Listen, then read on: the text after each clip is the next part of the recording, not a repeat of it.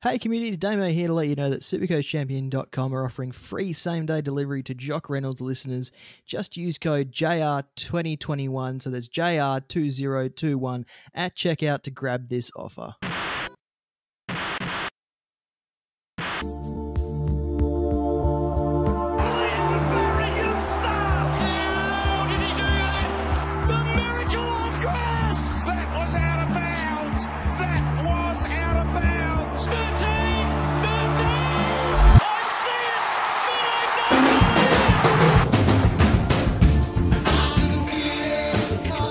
G'day community and welcome to another edition of these Pocket Profiles. My name is Azza. I'm joined today by Damo and Clarkey, and today we are going to be looking at North Melbourne. But firstly, how are we, gents? Not too bad, mate. Yourself? Very, very well. And Clarkey, how are you doing today? Yeah, I'm excited to be talking about North. It's great to talk Supercoach with you boys. Yeah, it's going to be a very interesting team we're looking at. Obviously, North Melbourne were probably the team to really keep an eye on the off-season, with so many people off the list and so many good draftees that they've done well with. But today we're going to be looking at a few different things for Supercoach relevancy: our locks, knocks, bolters, breakout, the rookies, traps, and pass. So we'll firstly start off with our locks from North Melbourne. Damo, who is your number one lock? My lock is Will Phillips. Quite easily be my rookie pick as well, but he's basically been locked into my side from the moment he was drafted. He's not a keeper, but I'll be daring and say he could average 80 points, which makes his price tag of 198k well worth it. I didn't know we could pick rookies in the locks. That's ingenious. And you're so right. I love it. That's fantastic. Yeah, you're completely right. I think Will Phillips is definitely big potential to play this year, and we could hopefully be looking for like an 80 would be great from a young blood. Oh, we'll definitely take 80 in Supercoach from a rookie. But Will Phillips aside, Clarkey, who did you have as your lock then? I actually had the bearded wonder himself, Luke McDonald, as my lock. Interesting. I really loved the way that he finished last year. That really excited me, and would have excited owners as well. And I think he's just at a really nice price. At a 512 it's kind of a nice price for someone who could really push above that 100 quite often. If he can continue that form. And see, it's interesting that you mentioned the form, because for me, as we move into the knocks, Luke McDonald was actually going to be my knock, because I just not really sure about his role going into this next year. And obviously, he did finish the year off in such an amazing form. Whether it's going to be replicated in the early season, it's just probably a little too hard to tell, especially with North moving so many people around, and there's going to be so many different moving parts with new draftees and new recruits. It's probably going to be a bit of a one to watch. But for me, as much as Luke McDonald was an absolute superstar at the end of the year, and I love him to bits, unfortunately, he is actually my knock. Damo, a knock for you? My knock is also Luke McDonald, and I feel like a broken record saying this. He raised his average during a compromised season. Can he maintain it? And how does he fit into David Noble's system? Exactly, yeah, I'm with you on that. To be honest, he's an upgrade target at best. Every time I feel like I come on these podcasts, I say something that is very controversial. But look, I think you raise really good points about him. Kind of in a similar vein, my knock was actually Jack Zeeble. As you were saying, as that role change, and they're talking about him playing off halfback, and he really is attractively priced. So look, I mean, it could definitely affect Luke McDonald, but you don't go even in a compromised season. A 138, a 144, 121, a 131. They don't, they're not going to go down, probably too far below 100 in an extended game. I think if you're looking at the big scores that Luke McDonald pulled off at the end of the season, but I have more question marks about what Jack Zeeble looks like, just to knock him a little bit. Definitely, I mean, if he's looking good in the Amy preseason series? The one match, yep. Yeah, I think we'll be looking for that eye test and that role from Zeeble, but definitely a knock from him with the unknown. No, and that's a valid point, and I will talk about Jack Zeeble a little further, because I have him as one of my other picks. But let us move on to the bolters now. So, Clarkey, who is your bolter from North Melbourne? From the North Melbourne club, I think I have a bolter in Ben Cunnington. Yep. He's very low price for what he can return. He was battling injury for so long last year to the point where it was almost like, why are you letting this man go out into the field when he just really needs to rest it off? And I mean, he's so important and key to that engine room and around the middle of the ground for North, that I think he's definitely underpriced for what he could bring back. So he could easily jump, he's priced at 439, and I think could easily jump above 500 quite quickly if he has a run where he's injury free and can just play his best footy.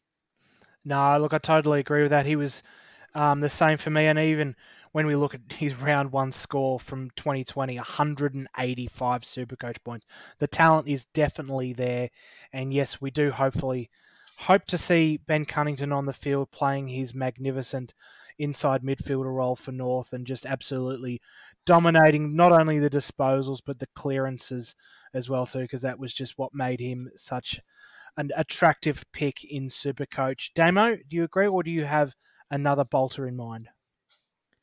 I actually have another bolter in mind, and I said before we started recording that this would raise some eyebrows, but I've actually gone with Tristan Xerri. Ooh, interested in your thoughts? Common is injured, so this bloke will come in and assume the Ben Brown-sized hole that they have in the forward line, and promising that he kicked 3 goals in a match simulation the other day as well. Yeah, he's an absolutely fantastic talent, no doubt. North has a really good history with Ruckman. Obviously, the likes of Braden Pruce has just moved on. Was for North for such a long time, has moved into the number one role at GWS. I reckon that's probably a fair call with Xerri. I mean, he'll probably used forward quite a bit, but can move into the ruck, and maybe they do look at resting Goldstein at some times and bringing him in. But it is definitely one to watch, and his forward potential is huge. So there is definite potential there from a Supercoach perspective. So I like that one, Damo. That's a good one there. Now, let's talk about breakouts. We've talked about our little bolters, but who do we see as pulling a Brayshaw for North Melbourne this year? Clarkey? So I've got here, if I can bring up my notes correctly. Apologies. I've actually got Jai Simpkin down as my breakout for this year. I think 2020, even it's adjusted season, and we're going to hear that constantly. The points were up and they were being spread a little bit more generously. But I think you could even just see from the way that he was playing, he reached another level last year, and I think he could definitely push that again. It's easy to see, I think, from the way and how hard he is going at the ball. It's somebody who attracts Supercoach points, and good Supercoach players are usually good football players as well. No, I think that's a fair analogy. What about you, Damo? Who's your breakout player for North Melbourne for 2021? My breakout is Lockie Young. Ooh. Was brought over from the Bulldogs to intercept mark because they liked his intercept marking work, and he's going to play across that half back line, probably in tandem with Jack Zeeble, and hopefully he can reap the same rewards or even better rewards. Yeah, I think it's a very interesting prospect. I mean, North Melbourne's defence is going to get a huge overhaul with so many players that have been delisted or moved on. So there's a lot of potential there for someone like him, especially someone who else is in my breakout contenders, and that's Flynn Perez. Very young, very talented defender. Will get a lot of opportunities next year. Priced at 193,000. Makes it look very attractive if you're looking for a little bit of a point of difference in your rookies, especially when we might not even see too many start off with round one. I reckon he's locked into that side, and he's going to be definitely one to watch. I could probably see him going the high 70s, 80s as well too, which we would love to see from someone under the 200,000 mark. Moving on to rookies now, boys. Who, with North taking quite a number of rookies this year in terms of the draftees and the rookie draft. Who do you like, Damo, from North Melbourne's list from a Supercoach perspective? I could have really gone with anyone here because their list is more rookie than established after their That's massive true. clear out. But I've gone with Tom Powell. This guy averaged 153 in the Sandful Under-18s competition last year. Clearly knows how to find the ball, and he was taken within the first round, so North Melbourne clearly rate him quite highly.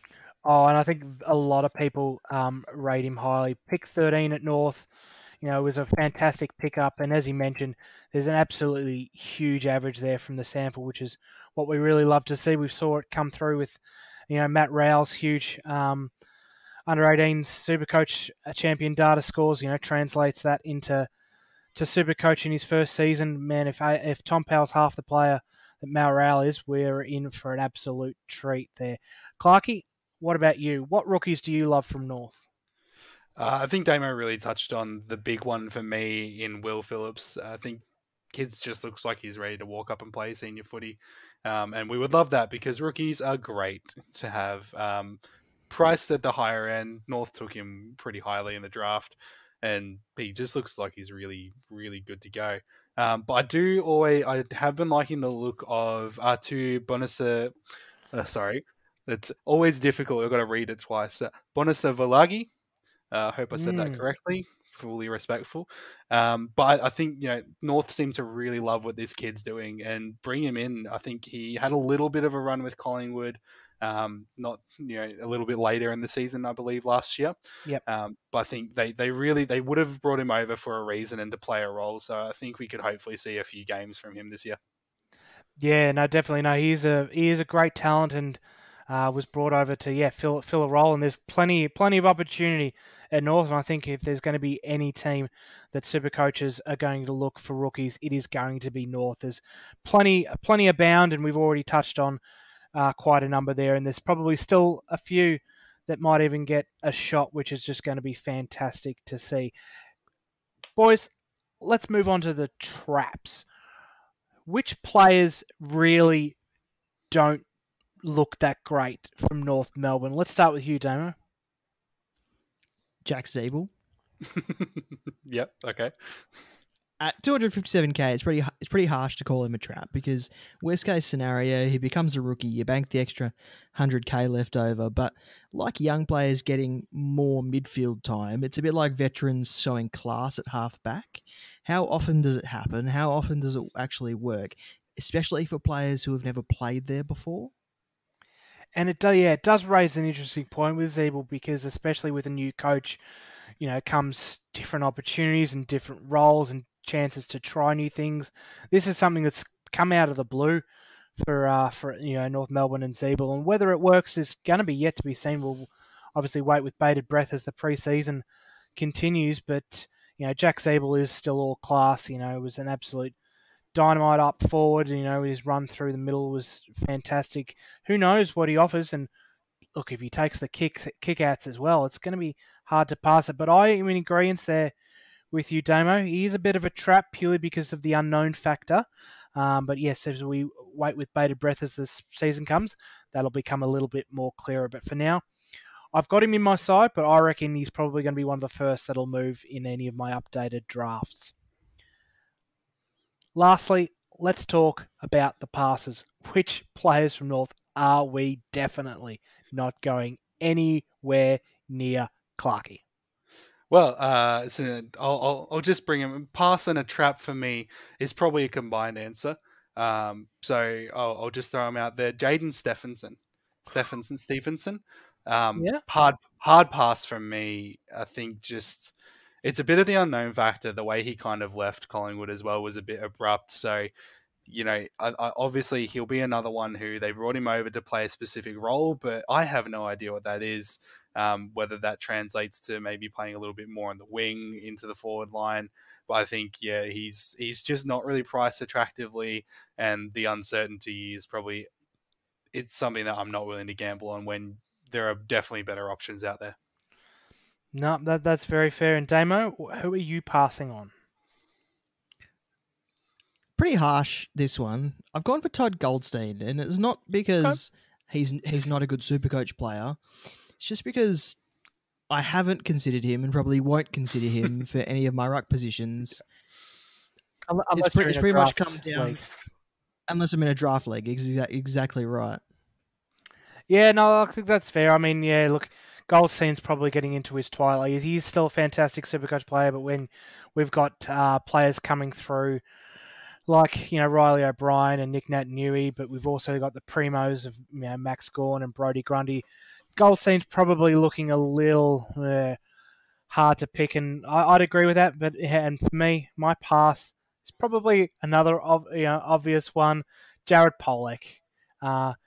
Tumultuous year for 2020 with him at North, and I think that's probably likely going to continue into 2021. So there's no way I'll be touching Jared Pollock, because it's more than likely he'll be playing for the North Melbourne VFL side as soon as Noble gets frustrated with him as much as the rest of the side did last year with him.